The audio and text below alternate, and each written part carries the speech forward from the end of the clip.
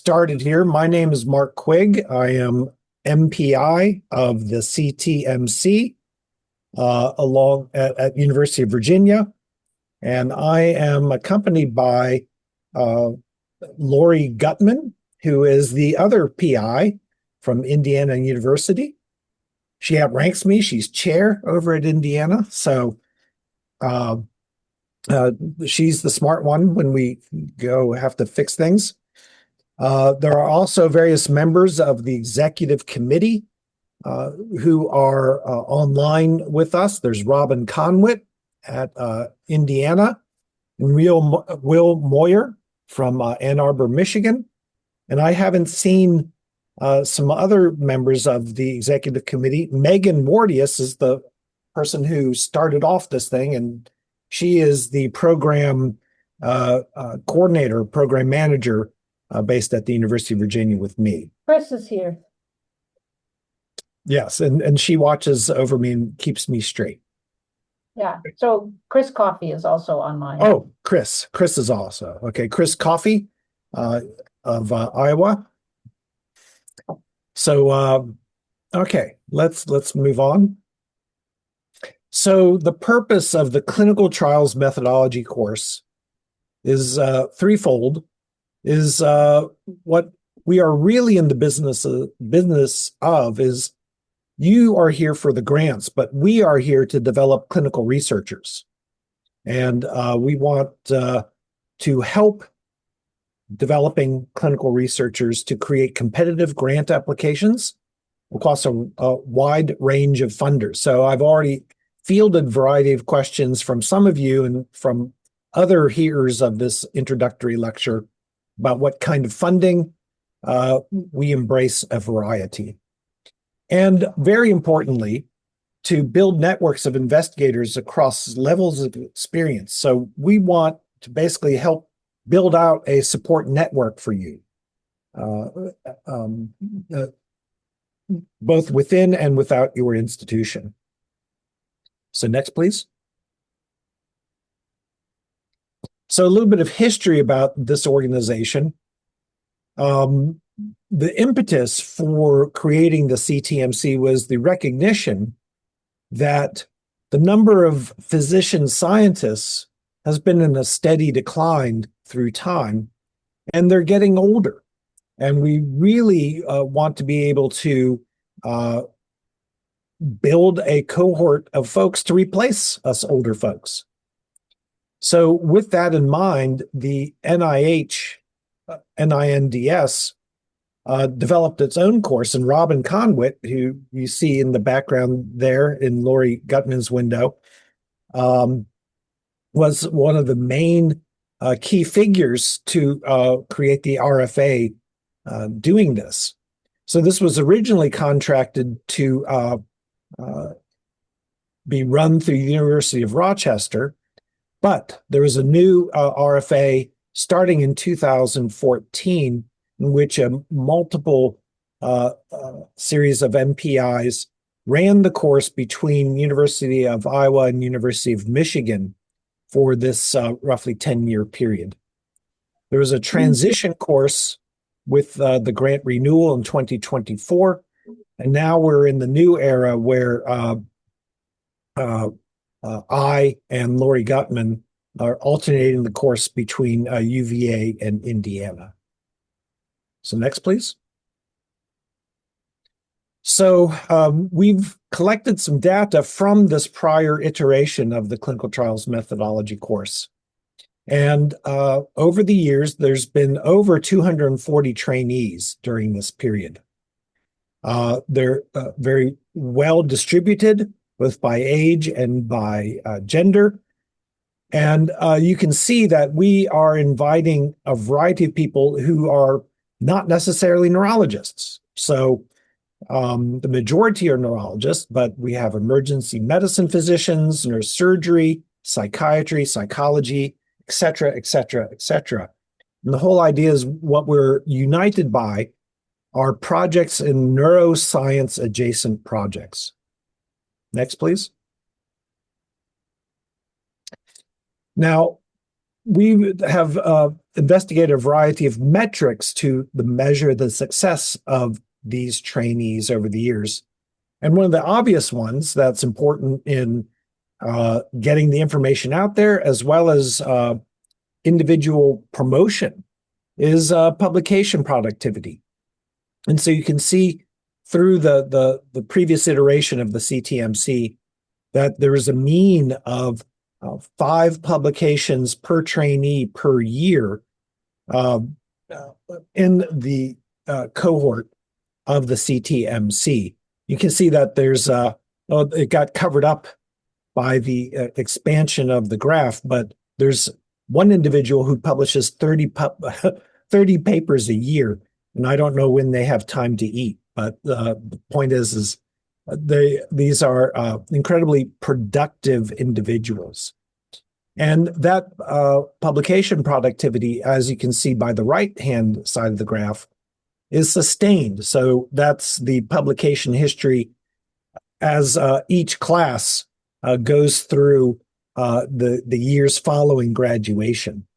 So these trainees are very productive. Next, please. Here is the main graph, and this is where we really want our trainees to end up, is PI on an NIH grant, for example. And so this is the different graduating classes on the x-axis here. And you can see and this is the cumulative appearance as a PI on an NIH grant obtained through NIH Reporter. You can see is some years that it's as high as 50% of the cohort eventually ends up as an NIH PI, but it takes time. But again, the goal of the CTMC is to provide you the tools so that you can use these tools throughout your career. Next, please.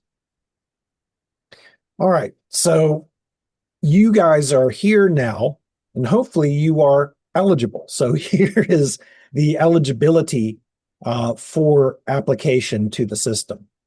So you should be faculty, or if you are currently a fellow, you have to have a destination location that is definitive. So a fellow with a contract. We allow any neuroscience adjacent subspecialty training. And again, the variety, I think I listed all the particular subspecialties in the previous iteration, but we are welcoming as long as the proposal is appropriate. The proposal now, very importantly, must be performed in your current or destination institution. So what you can't do is be in place Y and be performing the grant at your original location in location X. So you can't perform your research from afar. Very importantly, and I'll go over our syllabus and our schedule in a moment, but there is an in-person residential meeting that is the core of the course and forms the bulk of our networking. So that is mandatory that you attend the full extent of that residential meeting. Non-US citizens are allowed to apply, but unfortunately, we can't pay for your particular travel. Next, please.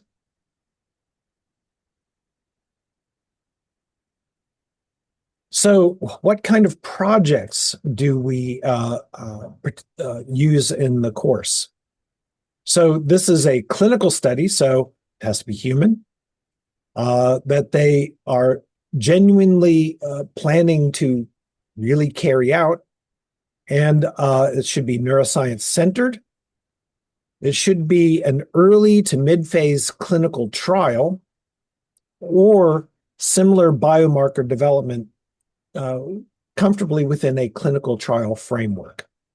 And this project, very importantly, must be the trainees and is not the mentor's research project framed with you given the job of carrying that particular mentor's research project out.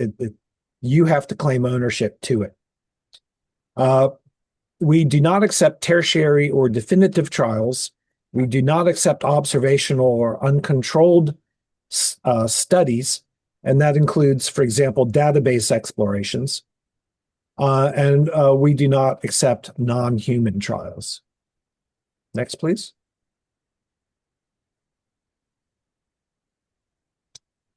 Now, there are 3 tracks to this. And I have my chat thing open, so I'm seeing some questions coming up, and we will round up questions towards the end.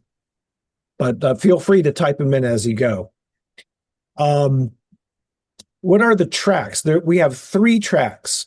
The traditional mainstay track that I think most people listening today are a part of are the foundation track applicants. These are typically early or mid-career, so translation as a clinical instructor, assistant professor, early associate professor. And typically, this is the first time being a PI in the trial of their own design. Typically, given that these are early phase studies, that they are a single center trial. Now, a new track that we have is the advanced track. And so there are some exceptions to what I just started outlining before, but the advanced track folks can be any career stage. And we are concentrating on multi-center trials.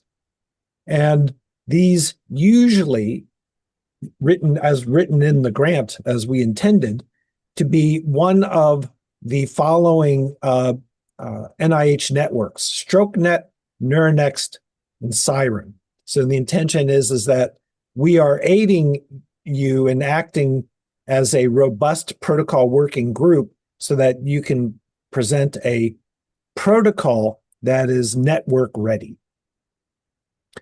There's a 3rd track, which is biostatistics.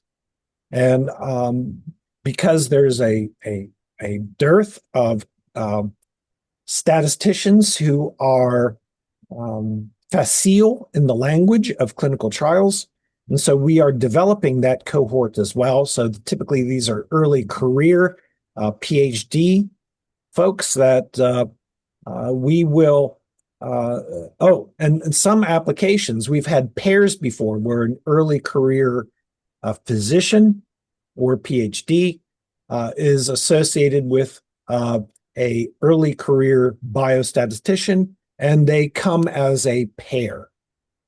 And they are working together on a particular project. Next, please. So the application. We are intentionally leaving quite easy. So, for example, I gave the same talk at the American Epilepsy Society, and someone worried about the IRB application or things like that. No, you don't have to have all that stuff. This is simple. We want to see a statement of your scientific area and key info that is spelled out in the application. We want to see a summary of the research question, which is a series of prompts that occupies 1 page. We want to see the funding source that you are intending to apply to, and your description of key members in your team who are going to help you accomplish this research project. We need to see an NIH-style biosketch.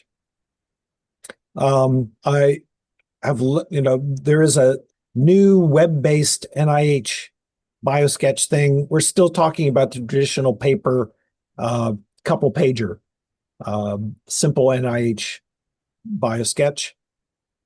Very importantly, and these are key because we are evaluating whether you can succeed in this proposal depending upon 2 letters of support. One is from your department chair, and it must state that there will be sufficient protected time for the classwork, for attending our small group meetings and preparing for the small group meetings, and for the residential meeting. Equally important is the mentor letter of support, and to outline how this mentor is going to help you succeed in your quest, and typically outlines your available resources and echoes and hopefully agrees with what the department chair letter of support says. Mark, can I just add something? Please, go ahead. Just to clarify, I mean, one of the key things is that this isn't just an exercise on how to design a clinical trial. We want you to come in with something that is going to be feasible to really turn into a clinical trial. And so that's why all these different things are of importance. It's really, when you look at the success of the course, we measure it by the success of our attendees.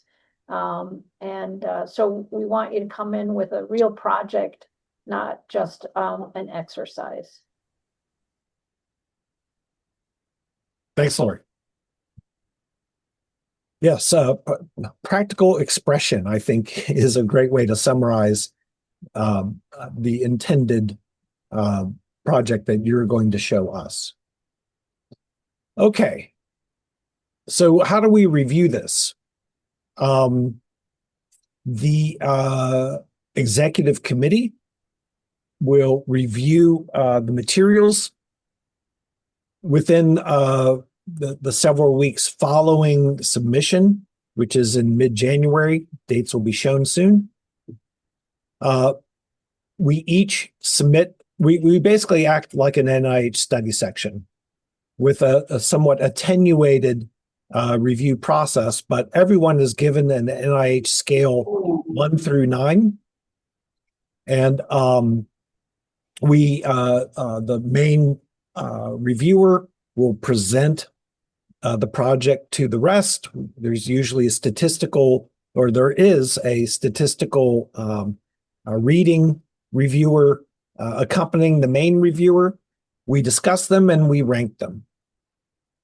And sometimes if we have questions about a particular proposal, we will call you and sometimes even try to contact your mentor or chair to outline clarity in these applications.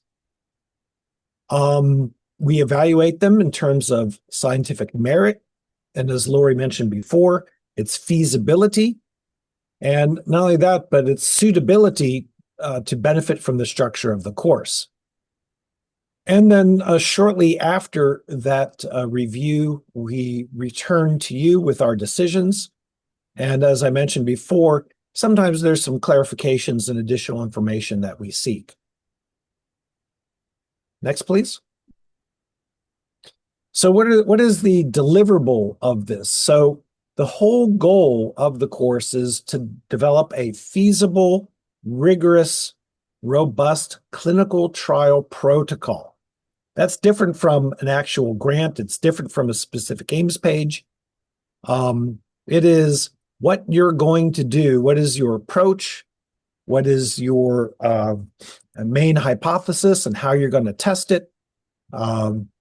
What is an initial budget, etc. So it's the very practical nuts and bolts skeleton of a clinical trial that can therefore easily be the center and framework for a grant proposal.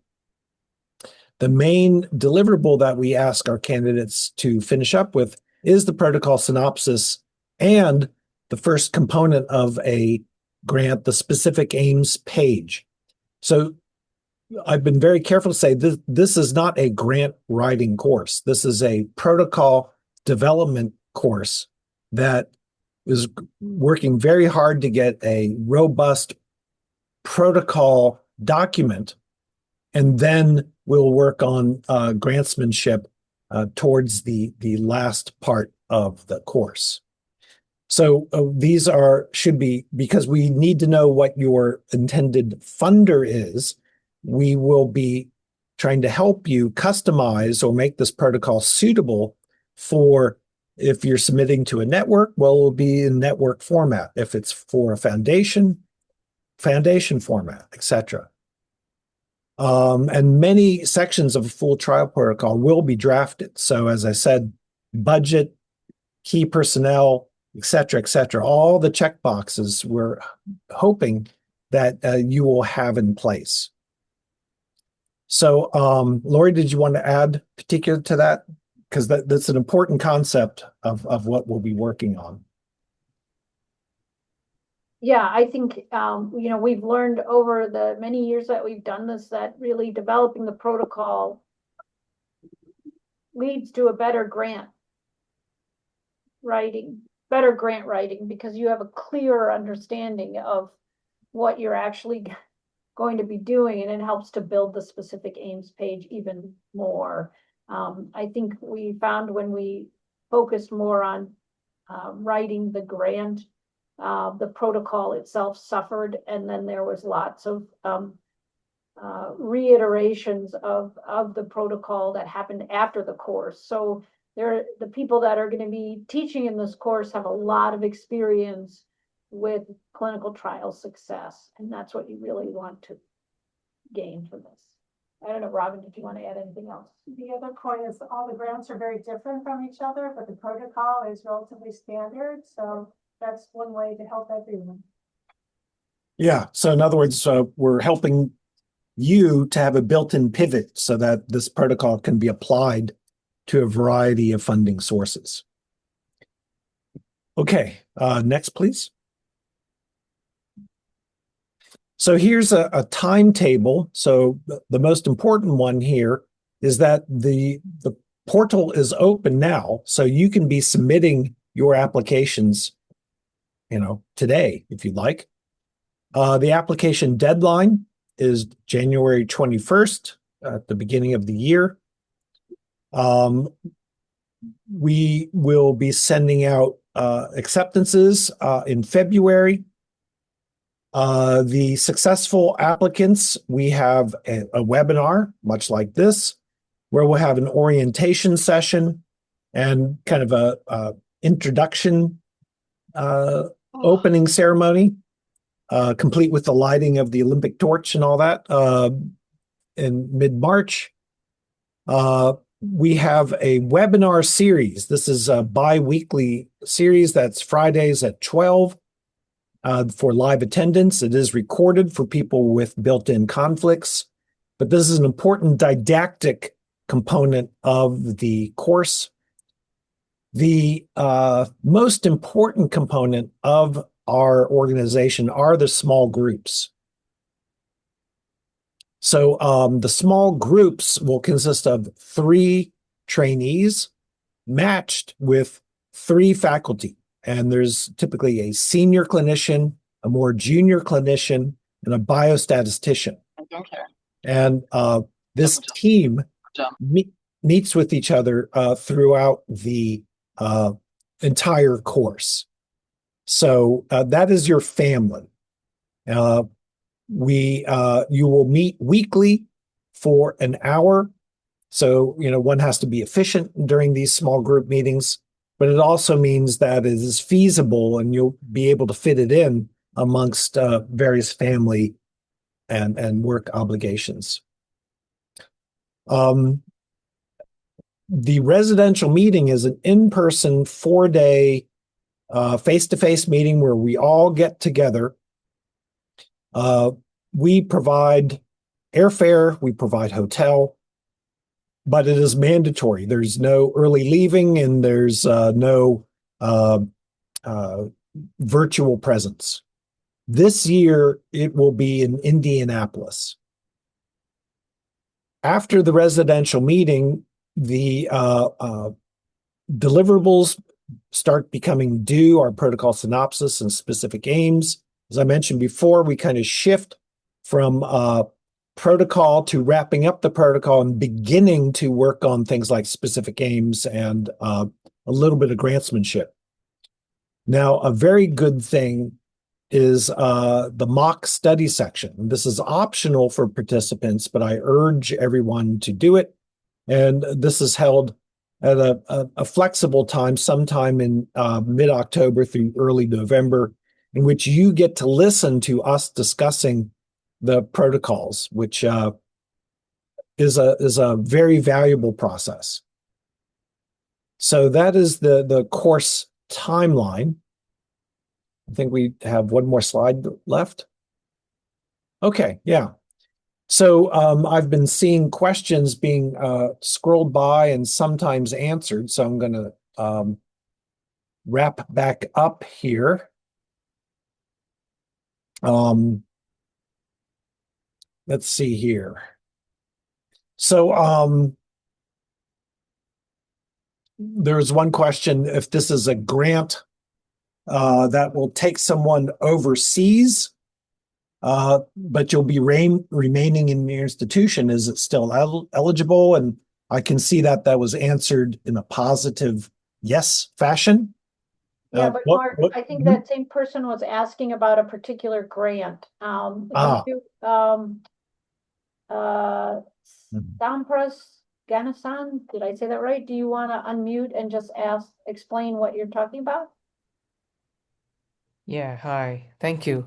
Yeah, so I was just wondering because it said in the initial eligibility criteria that you cannot apply with respect to a past institution, but then my question was more for a future institution, and you're not currently in that institution, so you're applying for a grant that's international. Let's say in the UK, there's the Wellcome Trust funding, or with other countries like the European countries. So with these grants, usually the host institution is something you select as part of the grant application, and the sponsor is an established academic in the host university. So in such a scenario, do you recommend that this program would be helpful, and would this kind of thing even be eligible?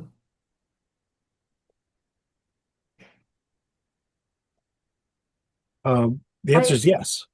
I mean, yeah, I think you have to justify, you would probably want to have a letter from the other institution or some information about how that funding would happen. Yeah, as long as you then it's okay. And yeah, I think you just need to have you would have to say what the mentoring plan was going to be. I mean, obviously, it's not going to be a standard as like the majority of the applications that we get. So you have to explain to us. I mean, you understand what the concern is. We want to make sure that if you get the grant, you will be supported. You'll have the time to do the project. That you'll have a mentor, either there or a distant mentor who is specific on your project, but you'll also have mentors there to make sure that you can get the project moving and running. That's our main concern. We want you to be successful. So in our past experiences, and the reason why we ask this question is that sometimes we've had people who come in with what sounds like a really great protocol, and a few things have happened. One, they can't continue at their current institution, and so they can't do the project, right? So their position ends. There isn't the commitment from the mentor. Another thing that could happen is that it turns out the mentor is not interested in doing that project. So even though you went to all the work to design it, there's no support or funding to help you get it started, or IRB support, whatever grant funding mechanism, personnel as well. So that's part of the concern. Right. The only thing I would add, just as a caveat, I think from our side it's okay. The one thing that I don't think any of us on this call today can answer, I mean, there's currently a lot of scrutiny with NIH funds being used to support foreign researchers. And if you're coming from a foreign country to the course, that could be an issue under the current funding environment. That I don't think we know, but that would We be just one can't caveat. predict that one. That's a really good point though, Chris. And just Right. to So, reiterate, so the yes, travel is only supported within the US. Okay. so I'm currently in the US and I'm working in a US institution, but I'm planning to move after 2 years to 2 to 3 years to another country. So that was the scenario. So I am an international, but I'm currently working in the US. Yeah. I think the issue, just transparency with plans and what your support system is going to be to undertake the project successfully. Okay. Okay, so can this trial protocol be a career development award proposal? That's from Elizabeth Santa Anna. And the answer is a K award is the perfect award to be considering for this course. A foundation early investigator grant is the perfect proposal for the foundation level of this course. So the answer is yes. That would include career development awards in the VA as well, Dr. Quinn. Yep, Yes. the VA is definitely positive. Mhm. We've had VA people come through our course plenty of times in the career Thank development. you so much. If that's what you were, maybe I misunderstood your More question. specifically, the CDA 1, Yep. CDA 2. Yeah, those career development awards. People apply and they have VA career development awards. AAN has a career development award. There's a lot of those. So I think a couple other questions. I think I've answered many of them. The mentoring issue, the question of the mentoring issue, it really is you need to justify how much time the mentor needs to spend with you. And the mentor needs to commit to that. You can have more than one mentor. So that was another question that came up. And then I think someone asked about complementary and integrative healthcare providers. One of the key things is that it has to be a fundable, something that could be done, so, right? Like one time we had somebody apply for something that was going to take like, I don't know, 3,000 individuals to be recruited to answer the question. And as your first time study, that's like not going to be possible to do. And I'll let Robin add 2 cents to this one. I see her raising her hand out of my peripheral vision. Yeah, so I just wanted to make a special comment about avoiding underpowered phase 3 trials. We're trying to help you with pilot trials, but if you come up with a big idea, especially this happens with stroke, cardiovascular problems where it would take thousands of patients to do the project, this isn't the right course, and often it's important to step back and to do something that's more of an earlier phase study, smaller, more contained. Yeah, and there's also, even though this may be your first trial that you're writing for, if it falls into one of the networks, then you probably want to contact one of the network people and tell them that you're thinking about applying to this course. And since all the networks are represented in our executive committee, that's really been one of our goals, is to help get better trials plugged in to the networks that are ready to go. And I'm sorry, Dr. Khan, you kept your hand up and I'm talking away. Go ahead. Go ahead, Dr. Khan. No worries. Thank you. This is very helpful. I just have a few questions, so bear with me. My first question is, are multi-center studies okay? Because what I'm thinking of is a rare condition to study, and I may not be able to recruit within my home institution.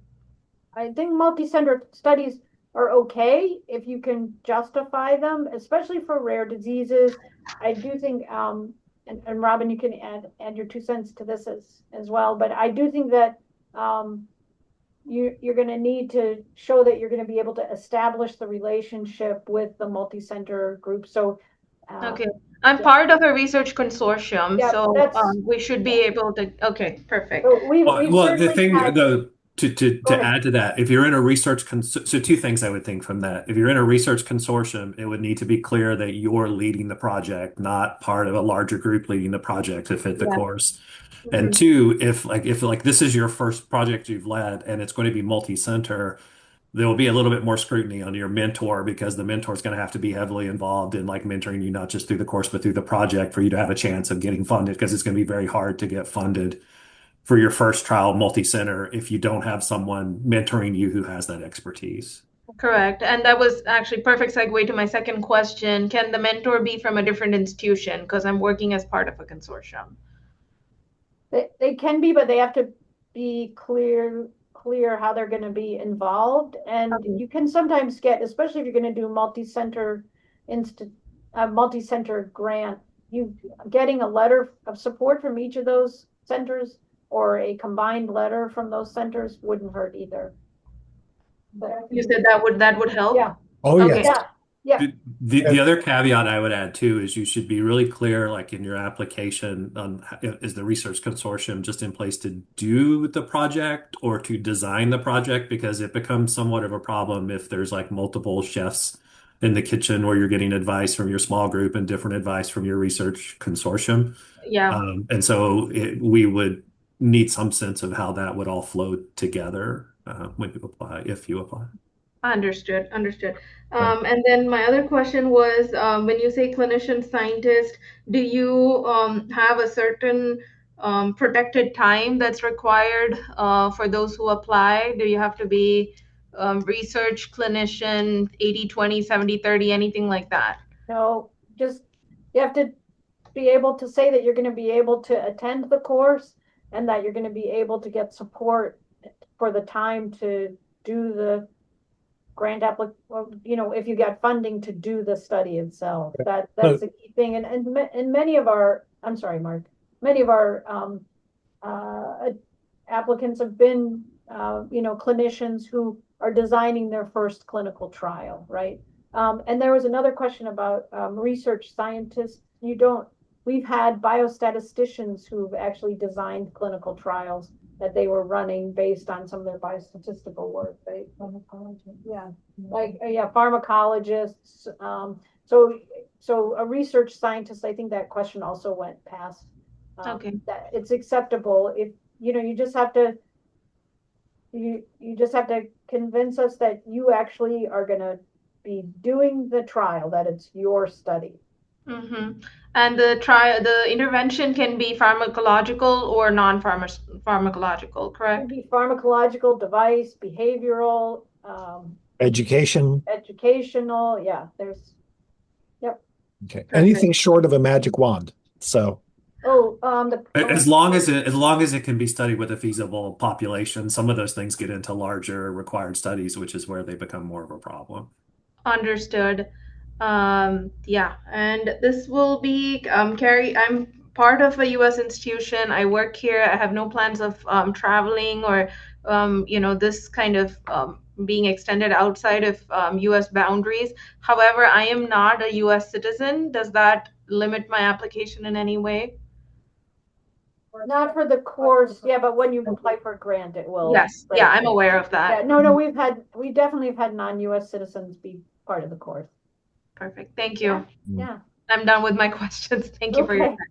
there's a hand up from Kristen Leach. Hi, everyone. Thank you. This is super helpful. I'm the one that asked the question about the mentoring plan. I understand totally that it definitely depends on the project and the trainee and the mentor and all of that, but I would love to hear if you can give some insight into what some successful mentoring plans have looked like. I have a better sense of this for training grants, but not so much for this structure. So any insight you could provide would be helpful. Well, what we look for is when both the chair's letter and the mentor's letter conflict, we kind of look for that. We don't put like you must have X% effort, right? What we're looking for is, can this person at their stage of career likely succeed not only in the 3/4 of the year of the course succeed with us, but have the sufficient time after the course to develop, write, and send the grant, right? So I'm not stating that this is a minimum requirement, but for example, if I see someone who has 90% clinical effort coming out of the course, and they have only that 10% time to accomplish what they've said they want to do, I'm going to look sideways at that. Okay. So there's no hard limit, but we want to be able to say, will this person succeed?